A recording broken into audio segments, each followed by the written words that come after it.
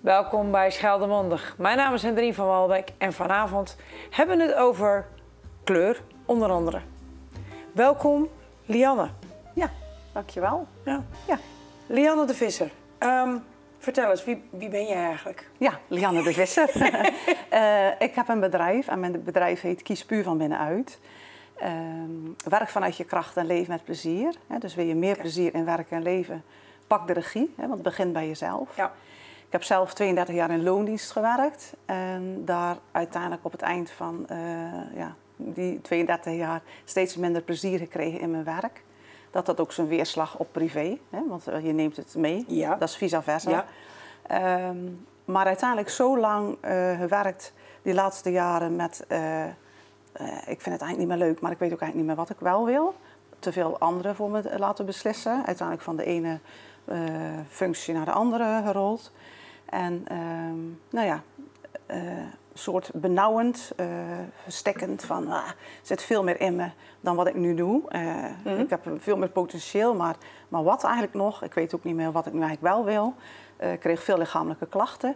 Nou, dat was voor mij de reden om de signalen van ik moest zelf de regie pakken. Ik zal zelf in actie moeten komen, want als ik niks doe, dan verandert er niks. Dus... Maar wat jij zegt, hoor je natuurlijk wel vaker bij mensen natuurlijk. Hè, dat je eigenlijk je werk doet omdat je het misschien wel moet doen. Hè. We moeten natuurlijk allemaal een inkomen verdienen. Maar dat we er eigenlijk niet zoveel plezier meer hebben. Of in ieder geval minder plezier dan, door wat voor reden dan ook. Doordat het bedrijf veranderd is, doordat je zelf veranderd bent. Doordat de wereld om je heen misschien wel veranderd is, waardoor je dingen minder leuk vindt. Maar dat het wel zijn weerslag heeft op heel veel dingen. Ja, nou soms kan het ook gewoon heel simpel zijn van, je kan ergens goed in zijn, maar je kan het misschien niet meer leuk vinden. Ja.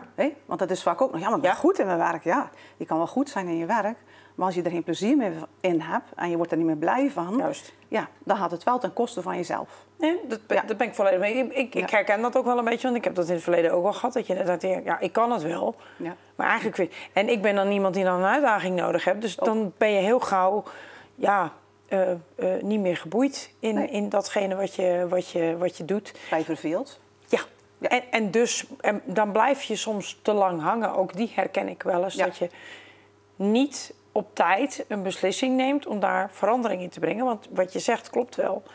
Dat het effect heeft op ook je zijn over wie je bent. En wat jij net zegt, pak de regie voor jezelf. Ja. Ja. En die vind ik toch wel heel belangrijk. Ja. Ja, als je zelf niks doen is niks veranderen. Hè? Dus verandering begint bij jezelf. Ja. Maar het is wel heel lastig. Dat heb ik zelf ook ervaren. Ja. Je blijft hangen in, ik weet wat je hebt en je weet niet wat je krijgt. Je hebt zekerheid, je hebt je salaris, je hebt iets opgebouwd. Heel begrijpelijk. Ja. Dat is heel begrijpelijk. Maar uiteindelijk zijn dat ook allemaal bezwaren die je dan ook weer een beetje stilhouden van, dan hoef ik eigenlijk niks te doen. Zo. Ja. Want het is ook wel veilig en het voelt zeker. Ja. Maar uiteindelijk lost dat niet op. Nee. Dus je gevoel volgen brengt je in een andere energie. Brengt je in een andere... dan krijg je energie, dan krijg je weer zin. Vitaal ga je je voelen. Die lichamelijke klachten die ik had, die waren ook vrij snel verdwenen op het moment dat ik voor mezelf koos. Ja. En van nu ga ik echt mijn eigen pad bewandelen en dingen doen waar ik plezier in heb, waar ik blij van word, waar mijn kracht ligt. Want dat is het ook. We zijn vaak onszelf kwijt. Als je aan iemand vraagt, wat zijn nu eigenlijk jouw kwaliteiten? Ja, die herken ik. Dat vinden we heel lastig ook om voor onszelf even te vertellen. Nou, dit ben ik en dit is mijn kracht en dat zijn mijn kwaliteiten. Ja. Dat vinden we ook heel lastig. Dat klopt, dat heeft wel iets wat met cultuur te maken. Maar ook met wat jij natuurlijk zegt, dat je te lang in een bepaald patroon blijft leven, werken. Hè? Want werken en leven hoort natuurlijk bij elkaar. Ja. Waardoor je eigenlijk ook gewoon denkt van, ik heb er eigenlijk... het is weer maandag. Ja. Hè? Ik ben blij dat het vrijdag is. Ja. Oh, je zal wel meer moeten, zat ik op zondagavond. Moet ik weer? en op het moment dat je dan beslist... ik heb ook zelf natuurlijk... Ik dacht ook, ik kan altijd alles alleen. Dus ik zoek dat zelf al uit. Ik moet nu in actie komen, te veel lichamelijke klachten. Klaar met al achteroverleunen. Ik ga nu in actie komen, ik moet op onderzoek. Dan ga ik ook gewoon even allemaal zelf doen en dan kom daar zelf al uit. Maar ik kwam er niet uit. Ja. Want soms heb je toch wel wat hulp nodig. Nou, en dat is nou eigenlijk wat ik dan ben gaan doen. Wat ik ontzettend graag wil. Is die mensen ook die zo twijfelen op die stoel blijven zitten met onrust. En misschien wel richting een burn-out gaan. Om die te helpen om het beste uit jezelf te halen. Uit je werk en je leven. Nou, en op het moment dat je dan op onderzoek gaat. Dan besef je pas van, er kan veel meer. Er is veel meer mogelijk dan ik had gedacht. Ja. We denken ook, we zitten op een bepaald padje, zeg ik dan maar. En we zijn ook een bepaalde manier van denken gewend. Dus we blijven vaak in hetzelfde rondje denken en hetzelfde rondje doen. Herkenbaar. Ja, dus dan is het zo mooi dat je iemand hebt of dat je dan een traject gaat doen waar je over heel andere dingen gaat nadenken. Maar dus inderdaad eens gaan nadenken, wat zijn nu mijn kwaliteiten? En wanneer sta ik in mijn kracht? Ja. Nou, en in het begin zei je al van, we gaan het hebben over kleur. Nou, en in mijn trajecten en workshops ook, voor teams en voor groepen, zet ik dan kleur in als ondersteuning om inzicht te krijgen in die kwaliteiten. Wat doet kleur eigenlijk? Want ik bedoel, jij bent natuurlijk ik zet hier erg krachtkleur. Kleur is kracht, hè. Kleur is energie. De psychologie van kleur. Weet je, de associatie die jij hebt bij een bepaalde kleur kan heel anders voor mij zijn. Ja. Dus hoe voel je je bij een kleur? Heb je weerstand bij een kleur? Dat zegt ook iets. Alles vertelt iets. Hoe jij je voelt of welke ideeën je hebt bij kleur. Het geeft een weerslag op je, plat gezegd, op je humeur natuurlijk, op je energie. En dus ook op je humeur natuurlijk. Ja. Want op het moment dat ik zie jou hier zitten als bijzonder vrolijk, krachtig persoon. Omdat jij ook gewoon jouw kleuren draagt, zeg maar. Omarm. Weet je? Ik omarm nu wie ik ben. Ja. Wat mijn kracht is. Met de kleur ga je ook op onderzoek en dan ontdek je ook van, waar ligt mijn balans? Waar ligt mijn uitdaging? Maar op het moment dat je weet wat je kracht is en waar je uitdaging ligt en waar je dus met bewustwording kan je groeien als persoon. Ja. Dus dan kan je ontwikkelen. Dus dan kan je ook stappen zetten die echt bij je passen, maar ook van, dit vind ik wel lastig, maar ik ga het toch gewoon doen. Eigenlijk kun je, althans mijn interpretatie, dus stellen dat jouw juiste kleuren, jouw krachtkleur zoals jij hem noemt, jou eigenlijk ook gewoon een extra duwtje in een positieve energierichting geeft. Waardoor je eigenlijk gewoon heel de dag gewoon lekker voelt. Ja. Jij hebt jouw kleuren aan. Ik vind dit heel erg leuk en mooi. Ik vrolijk. Ik hou van vrolijk. Ja. Wat overigens ook niet altijd zo geweest is. Want ik heb ook heel veel neutraal zwart gedragen. Wat natuurlijk een andere fase in je leven. Wat inderdaad een andere fase in mijn leven weerspiegelde. Ja. En ik merk ook zeer zeker, dat zal jij denk ik ook beamen, dat op het moment dat je voor de kast staat en inderdaad kleuren kiest of dat kiest waar jij je prettig in voelt, dat ik uiteindelijk ook, ik kan het niet wetenschappelijk verklaren, maar dat ik uiteindelijk ook een ander soort dag heb, een beter soort dag heb, dan als ik denk van ik trek het eerste de beste uit mijn kast en ik trek het aan en het zal wel vandaag. Hoe voel je je vandaag? Hè? Of wat heb ik nodig vandaag? In de methodiek die ik gebruik, dat is de persoonlijke krachtmethodiek. Daar komen vier rapporten uit. En het eerste rapport is ook een verlangenrapport. Dus waar wil je mee aan de slag? Ja. Waarin wil je groeien? Dus als jij dan, noem ik even als voorbeeld, ik wil meer zichtbaar zijn. Ik wil meer laten zien wie ik ben en wat ik wil. Dan hangt daar de kleur geel aan gekoppeld. Dus dan kan je dus met geel, door aan te trekken van, als je dan weet van, ik wil laten zien wie ik ben en wat ik wil. Ik heb een presentatie of ik wil echt gewoon, dan trek ik die dag geel aan. Ja. Vind je dat spannend? Nou, dan trek je een geel t-shirt aan. Of die gele onderbroek, bij wijze van. Maar niet zichtbaar, maar dan is het voor jou wel voelbaar. Ja. En ik moet heel eerlijk zeggen, want wat jij zegt klopt wel. Want ik heb het in het verleden ook al zo ervaren.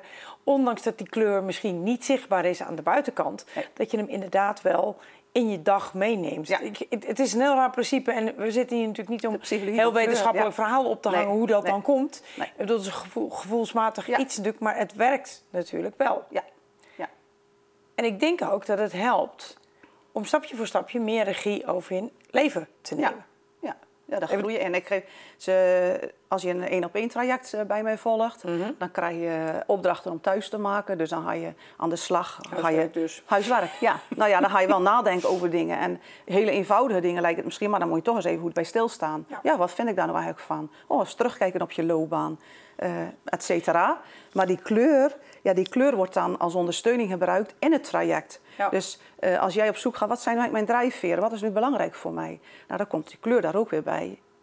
Maar jij gaf dat net al zelf aan, dat jij ook natuurlijk heel lang in een baan zat. Dat je op een gegeven moment ook eens goed moet gaan kijken van, joh, moet luisteren, wat vind ik hier nu eigenlijk van? Hoe doe ik het nu eigenlijk? Dat je jezelf gaat nou ja, dat je op een helikopterview, zoals ze dat dan zo mooi noemen, gaan kijken van, ben ik nu content met waar ik nu zit? Zit ik nu op mijn plek? Sta ik in mijn kracht? Ja. Want uiteindelijk, ja, in mijn beleving, leven vanuit je eigen kracht, waar jij goed in bent, wat jij leuk vindt, geeft je zoveel meer positieve dingen. En dat is een trein, voor zover ik weet, een trein van dingen die elkaar opvolgen natuurlijk. Ja, het geeft je energie, maar je weet ook wat belangrijk is voor jou. Dus je maakt makkelijker keuzes. Ja. Het geeft je zelfvertrouwen, want je staat veel krachtiger. Ja. En je maakt dan keuzes die echt bij jou passen. Dus dan voelt het ook goed. Moet ik niet doen, dit past bij mij. Dus inderdaad maak je ook betere, of voor jezelf betere beslissingen. Wat jij betere beslissingen vindt. Ik bedoel, die zijn voor iedereen anders. Ja. En ik denk dat je dat eigenlijk ook iedereen toewenst.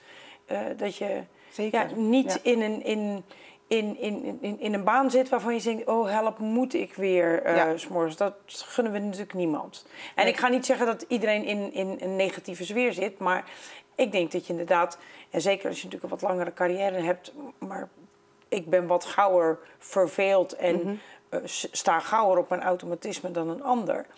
Dat ik sneller dat moet doen om eens te kijken van, waar sta ik nu? En wat wil ik nog? Wat zou ik nog anders willen? Ja, maar we leven vaak en werken dan ook vaak op die automatische piloot. Ja. Dus je doet ook heel vaak wat er van je verwacht wordt. Of wat je denkt dat er van je verwacht wordt. Ja. Hè? Dat is ook, maar eens even dan stilstaan en echt even realiseren van, maar is het nu echt iets wat ik ook graag doe? En past het nu ook echt bij mij? Of doe ik dit nu omdat dat van me verwacht wordt? Ja. Weet je, dat. En de trajecten starten bij mij. Maar het is niet zo van, je start een traject bij mij, we gaan op zoek naar een andere baan. Nee, je start een traject en je gaat op zoek terug naar jezelf. Ja. Het kan net zo goed zijn dat de baan uiteindelijk prima blijkt te zijn. Maar voor nu. Of sowieso prima. Kan. Of toch een andere baan. Ja. Het kan zijn dat je denkt van, ik zat ook gewoon helemaal niet lekker in mijn vel. Ik sta nu veel krachtiger. De baan is voor nu prima. Maar ik ben er wel achter gekomen dat ik een bepaalde opleiding heel graag zou willen doen. Dat wilde ik als kind al heel graag. Dat is helemaal weggezakt. Dus mijn baan is prima voor nu en ik ga dan die opleiding beginnen. Bijvoorbeeld. Dus het is echt terug naar, wie ben ik? Wat is belangrijk voor mij? Wat zijn mijn kwaliteiten? Hoe wil ik die gaan inzetten? En welke stappen ga ik zetten? Ja. Dat. Je werkt bij een baas. In de meeste gevallen kennen we het persoonlijk ontwikkelingsbudget. In veel gevallen wel natuurlijk. Kan dat ook op zo'n manier ingezet worden? Ik heb mensen die het traject volgen en dan het via de werkgever hebben vergoed gekregen vanuit het persoonlijke ontwikkelingsbudget. Ja. Ja. En heel krachtig denk ik, als je het personeel wilt behouden, is het belangrijk dat mensen uitdaging blijven houden, dat ze voldoening hebben, maar ook dat er binnen de organisatie ruimte is om dus bespreekbaar te maken van, ik weet niet precies, ik wil me meer verdiepen in mezelf en ik wil daar stappen in zetten. Dus dat het bedrijf het gelegenheid geeft om dan, bij mij in dit geval, een traject te volgen. Ja, super waardevol. Ja. Lianne, jij persoonlijke ontwikkeling, in je kracht staan, je regie pakken, kleur. Ja. Maar je doet ook wat met muziek. Ja. kleur en muziek. Vind ik ook leuk. Is ook heel leuk, ja, muziek is ook gevoel. Ja. Hè? En uit de rapporten komen dan kleuren, verlangenkleuren, krachtkleuren. Maar soms is het wel best wel lastig om bijvoorbeeld met dat verlangen aan de slag te gaan, of dat verlangen vol te houden, of denken, hoe doe ik dat? Nou, dan kan je bijvoorbeeld een kleur koppelen aan een bepaald verlangen. Als je bijvoorbeeld meer ik wil gaan, ik wil me niet meer rekening houden met al die anderen. Dat wil ik echt gaan doen. Ik had ook mezelf nu eens en ik had een klant, ik zei, zoek eens een nummer wat voor jou past bij die kleur en dat verlangen. Dus zij ontzettend leuk. Ze heeft dan dat was dan de kleur magenta in dit geval. De vuurkleur van roze. En had ze ik heb gewoon een magenta playlist aangemaakt, zei ze. Dus, wat leuk. En die had dus nummers uitgezocht. En die nummers die zeggen voor haar dus dat zij herinnerd wordt en getriggerd wordt aan... Oh ja, dat wil ik eigenlijk. Dus als je dan dat even... Ja, een anker noemen ze dat dan ook. Hè? Dus dat je dan even, als je wegzakt of je voelt je wat down... of denk van, ik wil toch weer even in die positieve mood komen... dat ze dan die muziek erbij pakt. En, oh ja, dit wil ik graag, dit wil ik. Ja. En zo daar mee aan de slag kan. Het is wel ontzettend leuk. Ik ben ook een training gestart, ook als je het hebt over muziek. En dat gaat dan over ritmes. Dus dat ik workshops die geef ik al voor teams en groepen. Met waar ligt de kracht van het individu, waar ligt de kracht van het team. Hoe kunnen we groeien, hoe kunnen we elkaars kwaliteiten nog beter benutten en hoe kunnen we samen groeien. Dus is het eigenlijk ook een stukje teambuilding? Ja, teambuilding. Ja. Maar dan dat ik dan nu ook met ritmes leuk de energie in een team lekker positief kan zetten met ritmes. Dus daar ben ik nu een training voor aan het volgen. Dus, wat leuk. Ja, allemaal dingen die ik graag doe. Dus lekker eigenlijk gun je dit toch iedereen? Ja, dat is zo super. Nou ja, eigenlijk gewoon iedereen. Of je nou een loondienst bent of dat je nou zelfstandig werkt. Ook. Het is ook superbanen waar je gewoon helemaal... Tuurlijk. Niet iedereen moet ondernemer worden. Dat was voor mij... Dat was mijn padje wat ik af moest leggen. Maar inderdaad, wat jij zegt... Je gunt iedereen, althans dat zou mijn gedachte zijn... Je gunt iedereen... dat ze in hun kracht staan. Ja. Dat ze dat doen wat ze leuk vinden.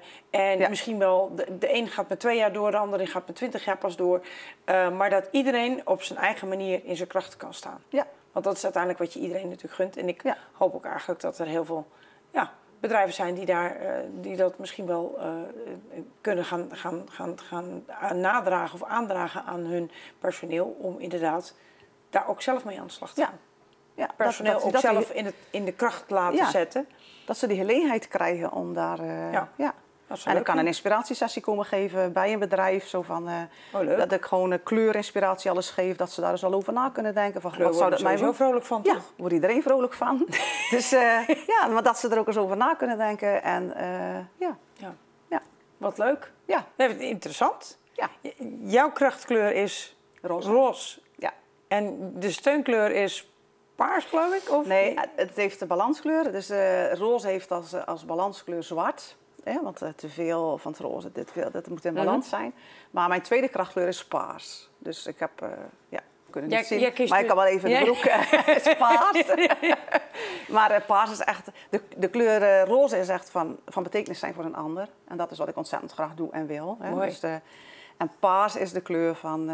vertrouw op je gevoel en echt je eigen pad bewandelen. Nou, als het iets is wat ik heb gedaan de afgelopen 2 jaar... Is vertrouwen op mijn gevoel en mijn eigen pad bewandelen. Ja, maar wel vanuit mijn roze, met schenken... en met van betekenis zijn voor een ander. Maar ook goed voor mezelf zorgen. Ik wist eigenlijk ook niet dat kleur zoveel kon zeggen. Ja, vertelt heel veel. Ja, ik kan er heel veel over vertellen. Maar net zeg je, we kunnen er uren over vertellen. Ja. Maar goed, ze weten jou te vinden natuurlijk bij Kies Puur van binnenuit. Ja. Voor mij was dit heel inzichtelijk. Ik vond het heel fijn om het daar eens over te hebben. Daar word ik eigenlijk ook wel heel erg vrolijk van. Leuk. Dank je wel dat ik hier mocht zijn. Ja, graag gedaan. Ik hoop voor de kijkers thuis dat dit ook heel erg interessant kan zijn. Ik dank jullie wel voor het kijken en graag tot een andere keer.